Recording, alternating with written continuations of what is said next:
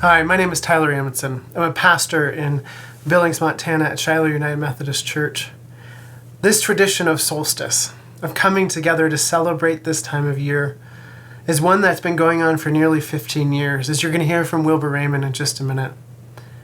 I want to welcome you to this night as we listen to artists and faith leaders, as we listen to musicians, as we listen to one another about where light can enter our lives.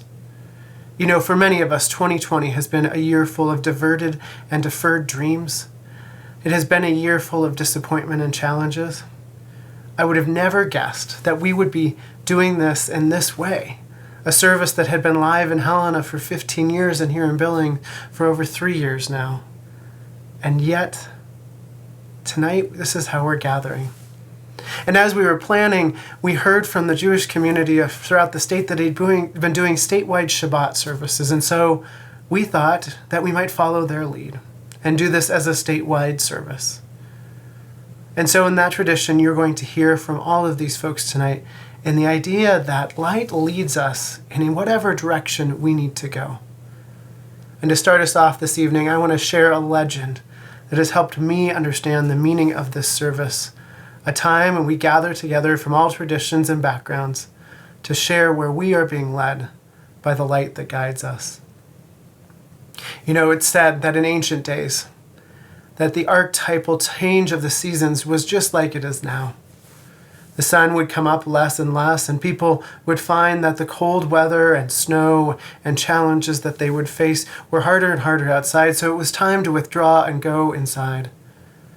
And so ancient peoples of the north would go out to their wagons and they would take the wheels off of their wagons, quite literally removing them and bringing them inside.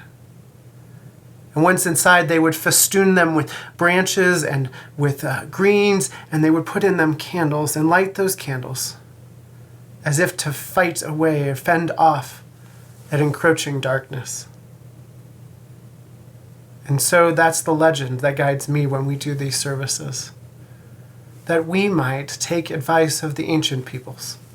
We might possibly even take the wheels off of those things that move us about. They might slow us down. And in a year when we need to slow ourselves down just a little bit and be in our homes again once more, it seems all the more appropriate to hear that story. Perhaps if we removed our wheels, the season might slow down as it needs to. We hope you enjoy the service tonight. We hope you enjoy each of the presentations. And thank you for being with us as we celebrate light on this solstice night.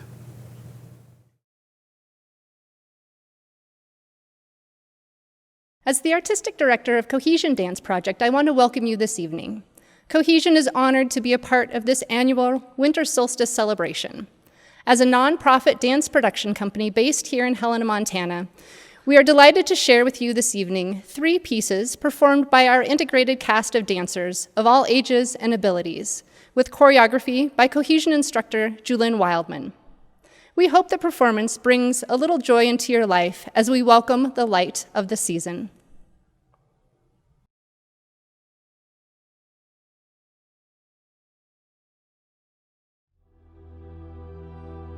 Wild geese. You do not have to be good. You do not have to walk on your knees for 100 miles through the desert repenting. You only have to let the soft animal of your body love what it loves. Tell me about despair, yours, and I will tell you mine. Meanwhile, the world goes on. Meanwhile, the sun and the clear pebbles of the rain are moving across the landscapes, over the prairies and the deep trees, the mountains and the rivers.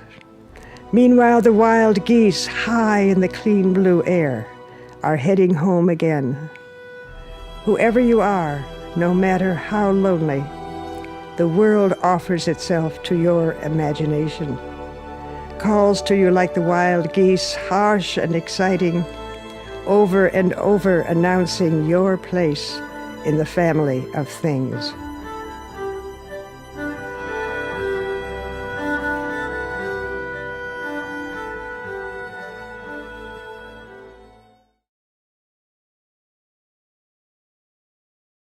Good evening. I want to welcome you all again to the Solstice concert and performance here at St. Paul's Methodist in Helena, Montana. This is Solstice 2020. And given the pandemic, I want to wish you all out there in the internet a very welcome time to come to St. Paul's and participate in this, the 15th year of the Solstice concerts and performance at St. Paul's Methodist. Let me introduce the band to you right now. On drums, Jeremy Sleed, and on piano, Ken Nelson. On vocals, M.J. Williams, and I'm Wilbur Rehmann. We're going to be doing a selection of songs tonight which deal with the turn from darkness to light. So please join me and the rest of the crew. Thank you.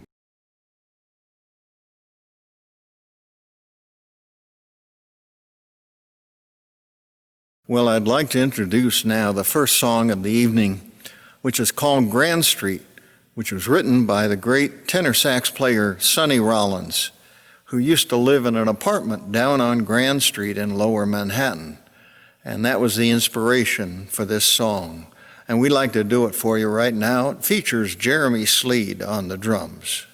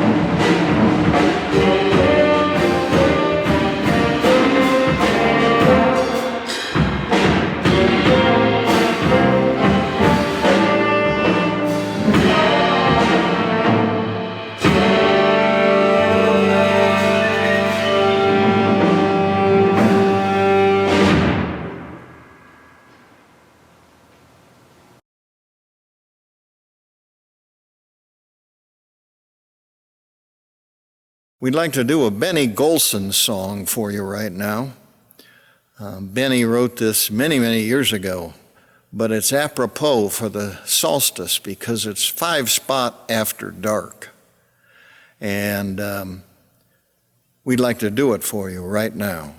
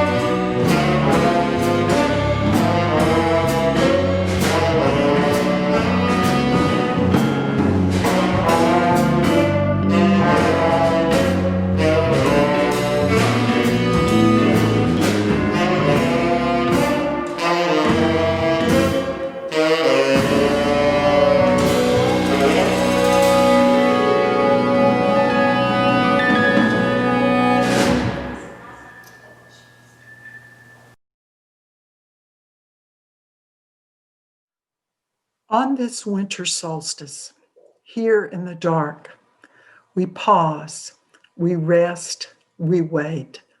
Spring feels so far away. Summer growth, autumn harvest escape our souls, and we shiver.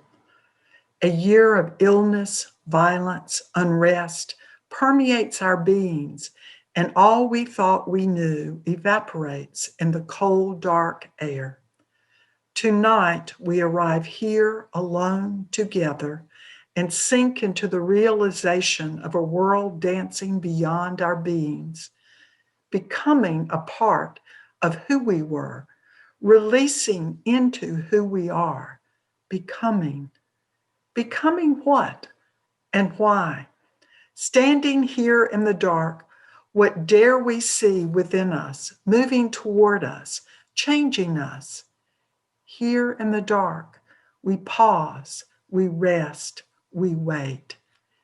Gaze deep into the abyss of life unfolding, gestating, and finally, when we least expect, imploding into a new form, a new song.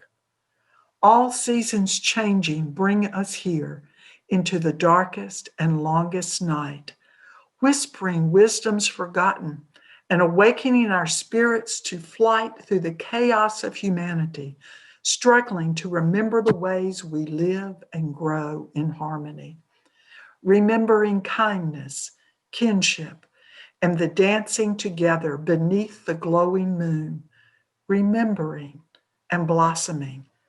Here in the dark, we awaken, sing, dance, become. Light breaks forth from our hearts, shining in all directions.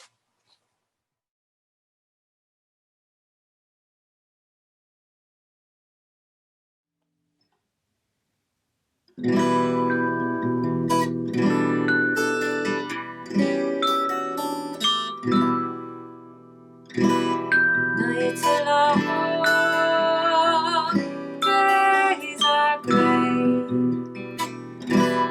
shadows tilt, gradually they fade. Moonlight comes and night wafts away, frozen clouds, solitude she lay.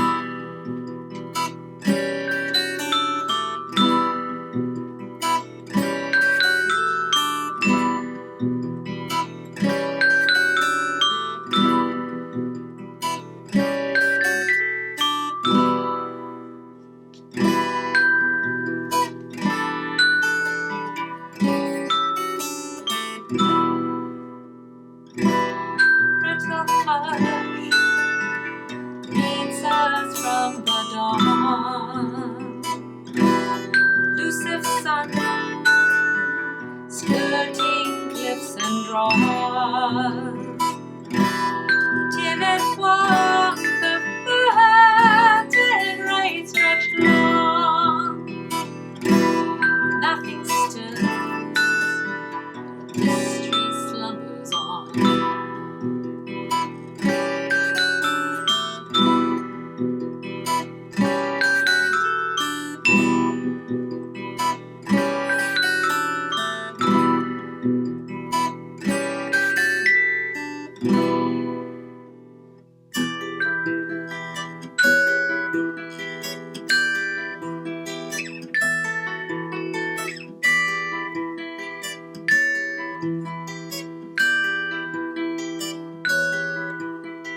Keeping our breath with the softest of steps, grasping dark songs in our palms. Doves flying over, their wings cut shell, velvet cries of our morning now gone. Keeping our breath with the softest of steps, gathering dark songs in our palms. Doves flying over, their wings cut shell, liquid cries of our morning now gone. Prisms converging to blanket the earth slumbering.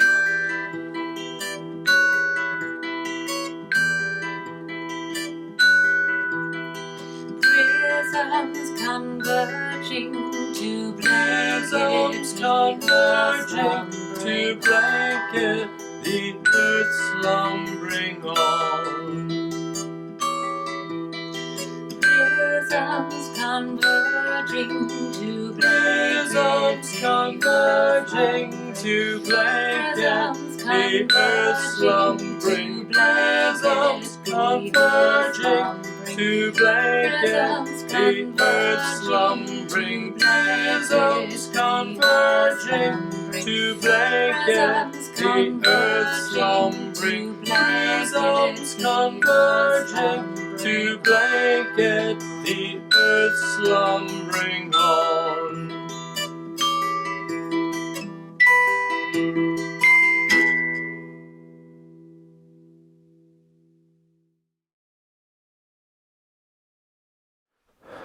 So as we all come together here on the longest night of the year, I'm reminded that Judaism is an ancient tradition that originally sought to understand the wonders of the natural world without the idea of scientific knowledge. People trying to understand why certain days were longer or shorter than the other, why the light came and receded at certain times, why the seasons came and went, why harvests were good and bad, and all of the other questions that we may know more about today, but still perhaps don't have all of the full answers. Jewish liturgy is a very fixed thing. It's usually a very poetic exhortation of thanks, of hope, and of recognition and understanding about the world around us and what God has a role in with all of what we can perceive and all of what we can't perceive. In the evening, we recite a prayer called the Ma'ariv Aravim, which exhorts God for the one who brings on the evening dusk. In the morning, we have a prayer called Yotzer Or, which reads, Yotzer Or of Rechoshech, Oseh Shalom of Re'etakol. God is the fashioner of light and the creator of darkness. God makes peace and creates everything. So we in Judaism have a very grounded idea in what all of these natural constants are, along with all of the ancient prayers that talk about giving grace and fortune during the harvest times. We have many holidays that are built around these very tangible moments in the year, in the week, even in the day, as I mentioned with the coming on of evening and the breaking of the morning dawn. When I think about this, I'm often reminded, especially this year more than any, in this medium that we find ourselves in instead of the wonderful gathering that we've had in years past, that no matter what we experience, no matter what new challenges rise, no matter what new fortunes come upon us, that come and go as they will, often without any control or say in it that we may have as individuals, that there are always the constants.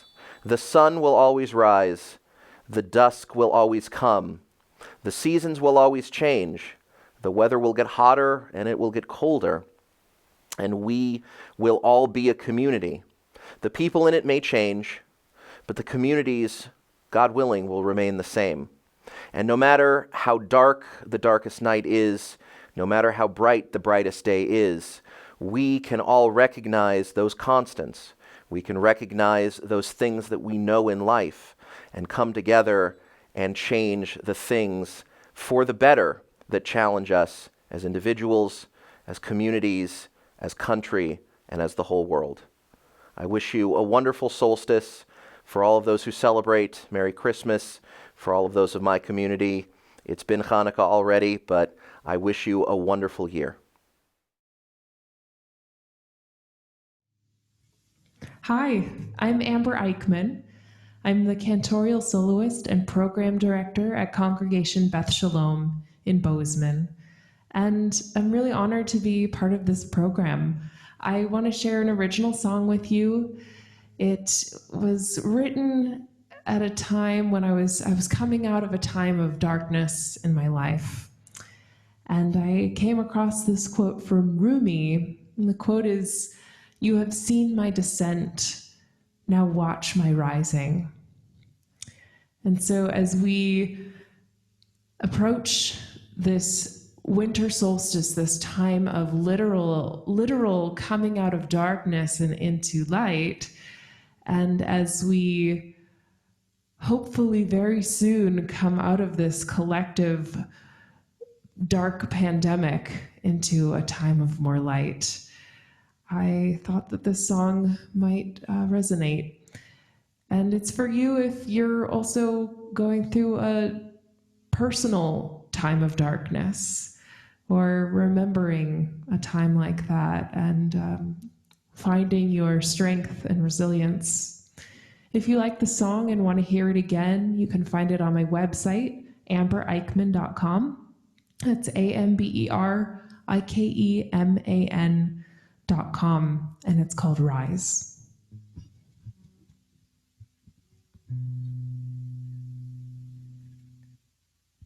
I lift my head from darkness.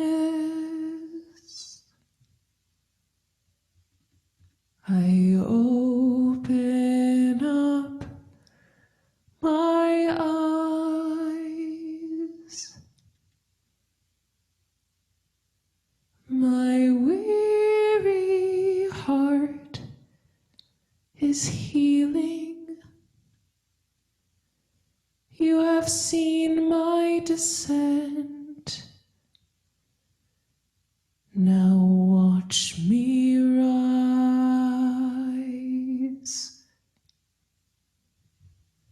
I stand alone and taller, without your shadow's weight. The cracks have made me stronger, for that which can bend will not break.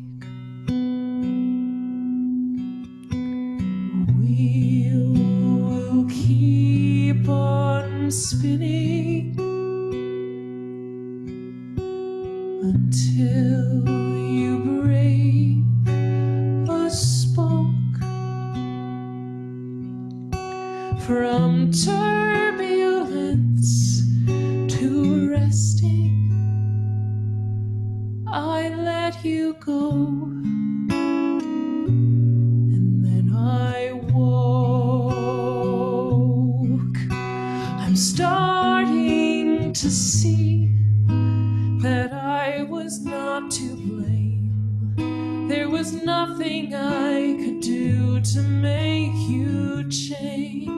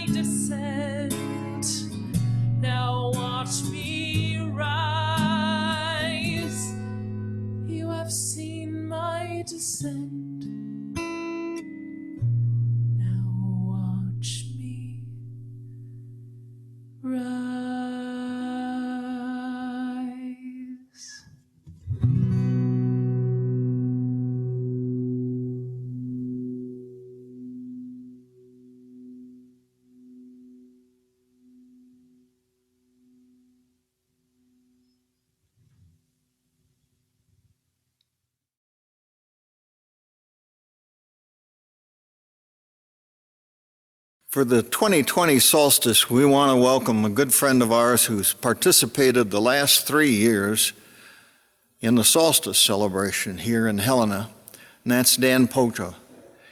He's a small business owner here in town, and he's active in the Helena Indian Alliance, and he's led our drum and singing groups, Native American groups, for the last 2 solstice celebrations. So I want you to give a warm welcome and a thank you to Dan Pocha. Thank you. I would love to be here with the drum, the magpie drum and singers, with our dancers, but because of the pandemic, they are in lockdown, and Native Americans are a little more nervous about an epidemic than most people, because most people don't realize how bad it has affected Native Americans, but within 100 years of Columbus entering the Western Hemisphere, 90% of Native Americans no longer existed. And this wasn't the only time we were hit by epidemics like that. In 1782, there was an epidemic that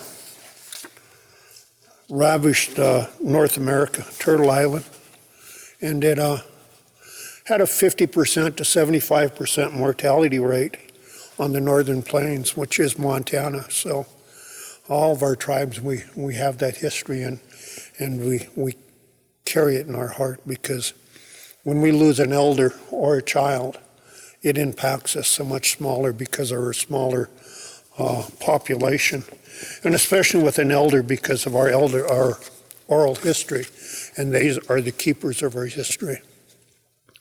But at this time of the year, traditionally, we would gather in our lodges as family groups and settle down for a winter of storytelling. And this is how we educated our children and how we passed on our history. And we always started with the first story. This is the Anishinaabe, part of the Anishinaabe creation story. She fell like a maple seed pirouetting on an autumn breeze. A column of light streamed from a hole in the sky world, marking her path where only darkness had been before. It took her a long time to fall.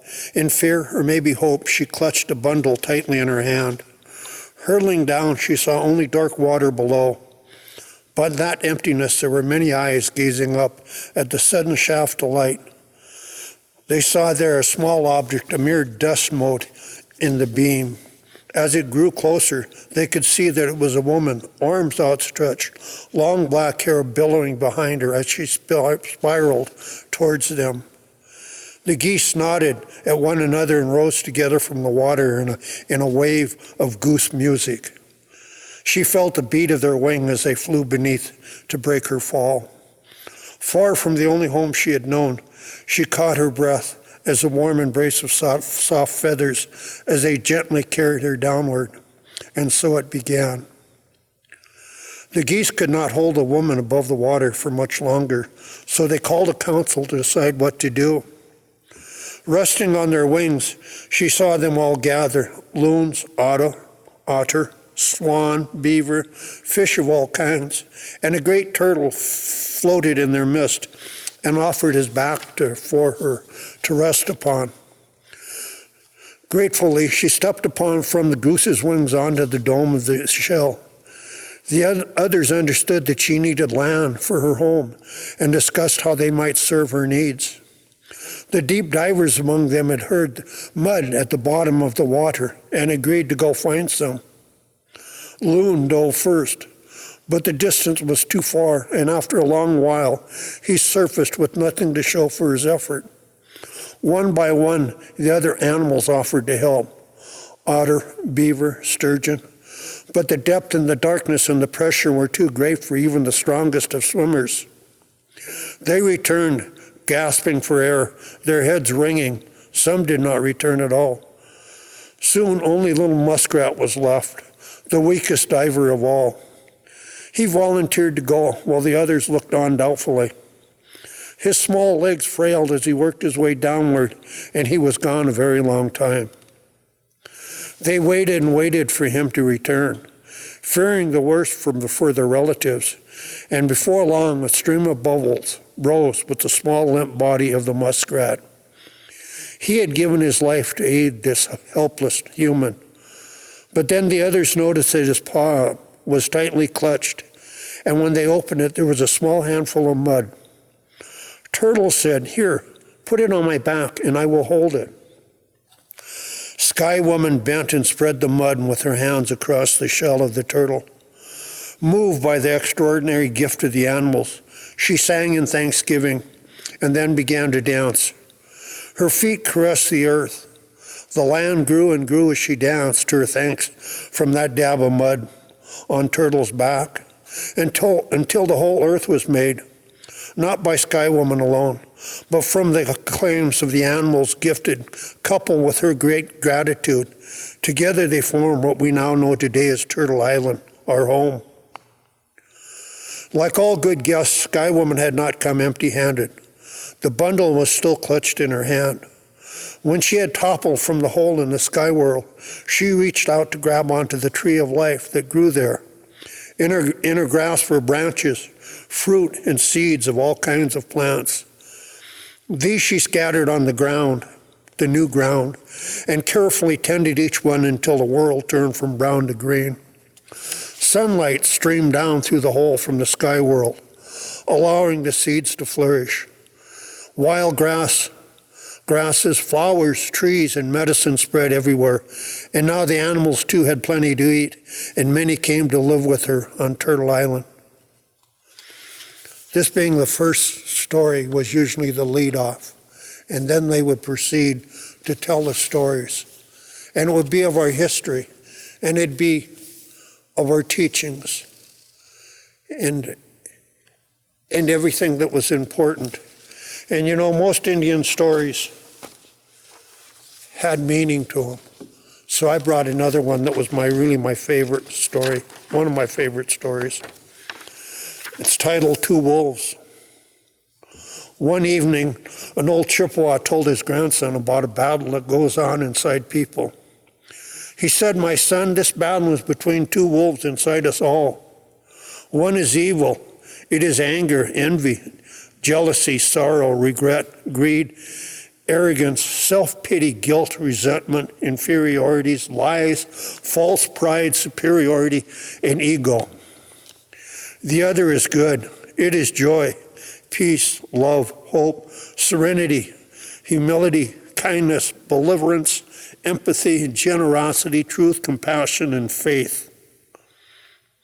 The grandson thought about it for a minute, then asked his grandfather, "Which wolf wins?" The old Anishinaabe man simply replied, "The one you feed." So with that, I'm very grateful that I was invited here, so I'd like to close with just one thing where everybody is locked down and sheltering in place. It's tough for everybody, so I encourage everybody to reach out, because one of my favorite thoughts and words comes from Mother Teresa of Calcutta. The greatest pain on earth is not the pain of hunger or poverty, but rather the pain of isolation and abandonment and the feeling of unloved. So at this time, reach out to those that are shut in. Give them a call, tell them hello, write them a little note and add it to your Christmas letter. But everybody stay healthy. And thank you very much, and we'll see you next year with the drum and dancers. Thank you.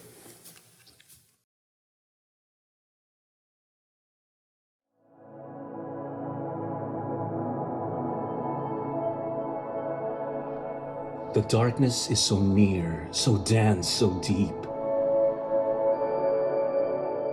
The sky so blank we cannot keep our watch. We sleep beside the dying fire and ask the stars to shine their eyes where we can't see.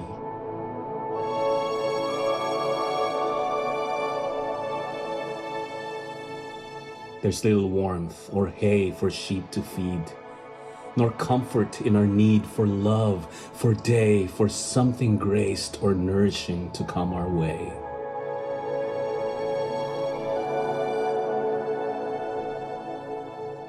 And so we plunge our ache, our lack into each other, seeing there the poverty our hearts endure, resent and fear, the void we can't avoid, but we can shun.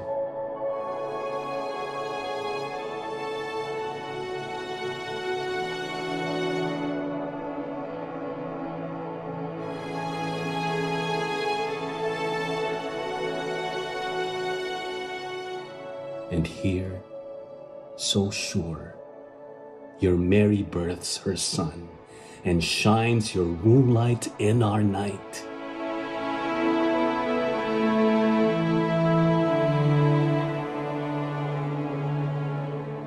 You dare to come and share our wanting and our wounds. God born in us, you sanctify our neediness. All giving and receiving thus you bless, and birth in us your love for those in need, like us, who hurt and hunger in the night. As Mary nursing knows, to feed the ones you love is to be fed, and our delight.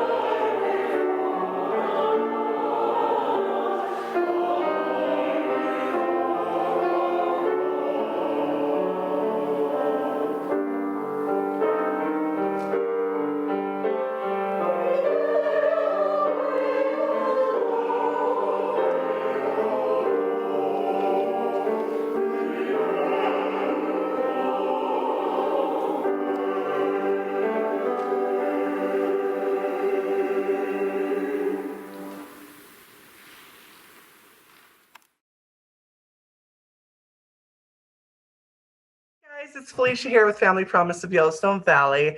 I'm just coming on tonight to share a little bit about what Family Promise does and how important it is to think of those homeless families on the longest night of the year. So for some of you that aren't familiar with Family Promise, we are a homeless shelter that helps family units achieve and sustain independence through a community response to homelessness. So we truly believe that when we're dealing with those big key issues like generational poverty, homelessness, food insecurities, all those type of things, it's not something that one person or one organization or one congregation can solve. But when we all come together and work together, it's something that we can put a big niche in, and we can make difference in the families that are right in front of us at the time. So Family Promise, how we do this is we work with many different congregations of different faiths and beliefs come together to help show our families hospitality and love and really be that support system that a lot of people had growing up and they get from their parents and different things, but they didn't have that. So the congregations become that base that they can lean on and help. And it also gives the congregations a chance to go out into the community, and people want to do good things and they're just like, what do we do? How do we help? And it's a physical act that they can go and feed the families and talk with them and get to know them and bring their children along, and their kids can play with the kids in the program. And it also helps the children to realize that they've got it pretty good, and some kids don't have it as well as they do. Our program here in Billings is an independent affiliate, and I wanted to say that there are several Family Promises all across Montana. I encourage you guys to look into your local Family Promise and see what they're doing and see what their needs are, and see if there's opportunity for volunteering or dropping off meals or whatever it may be, especially on a night like tonight when it's the longest, coldest night of the year. Those families that are working with Family Promise have a warm, safe place to go. They have a home-cooked meal, and that is so important to their long-term success. Now here in Billings, we do have, with the program that we run, we have a Wrap Around and Break the Cycle of Poverty program. So we know there's no quick fix to homelessness. There's no amount of money that you can just throw at somebody and be like, here's first month's rent and deposit, and there you're not homeless anymore. There's so many deep-rooted issues that have to be addressed, and we can't do that without working together and being together as a group and helping those people in need. After this, I do believe there's going to be a slide that pops up that shows the Montana Family Promises, shows how to connect with them and get involved with them. Our program has over a 90% long-term success rate because of the community coming together and helping these families. And this is long-term success rate. So in a year, in 2 years, are they still housed? Are they still employed? Are their kids still going to daycare, in clean clothes and all those things? And when we work together and we look at those deep-rooted issues and really work with the families, that's what makes change. A lot of people ask me all the time, what's the magic formula? What's step 1 through 5 to end homelessness? And I'm so sorry to say, but there isn't one. But what I have learned is those meaningful relationships that are created every day in simple acts together is what changes people's lives. They see where they came from is not where they have to go to, not their destination, and they can grow and become independent because of the people around them. And that's really the magic key. And it's not quick and it's not fast, but it is what helps these families break that cycle of poverty. And that's the ultimate goal. Thank you guys for letting me come on here and share for just a few minutes with you guys about what Family Promise does, and encourage you guys to think about all the blessings that you have. And then you can go out and be a blessing to others, because we have been blessed. Thank you guys. Have a great night.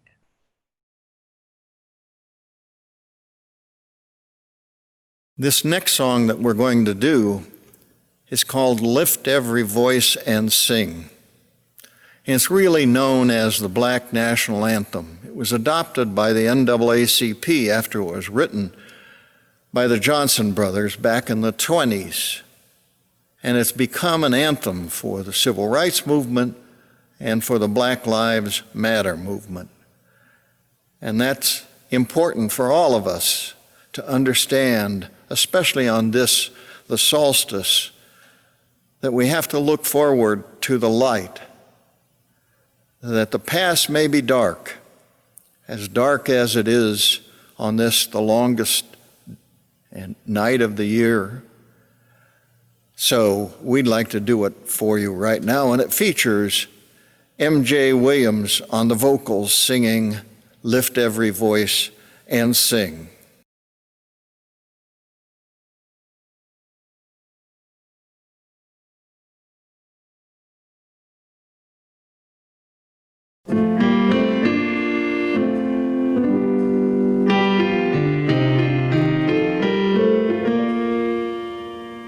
Lift every voice and sing, tell earth and heaven ring with the harmonies of liberty.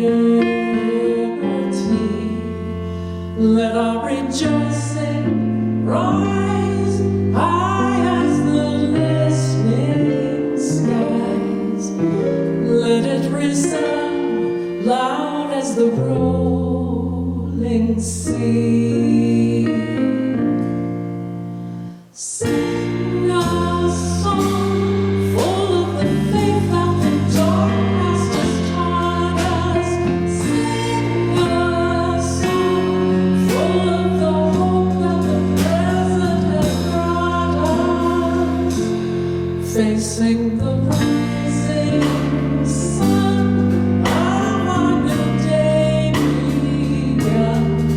let us march on till victory is won.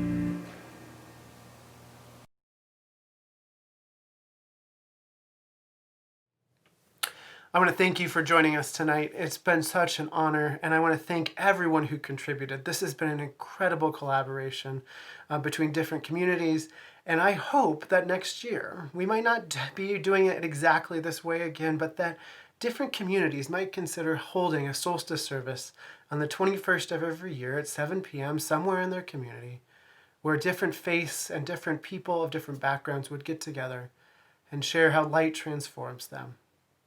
So I invite you to go from here and know that you are blessed by light, that we all have light to share with one another, that the world will be a better place when everyone may share their little light. I invite you to enjoy this final song by Wilbur Rehmann, and we hope you have a blessed evening.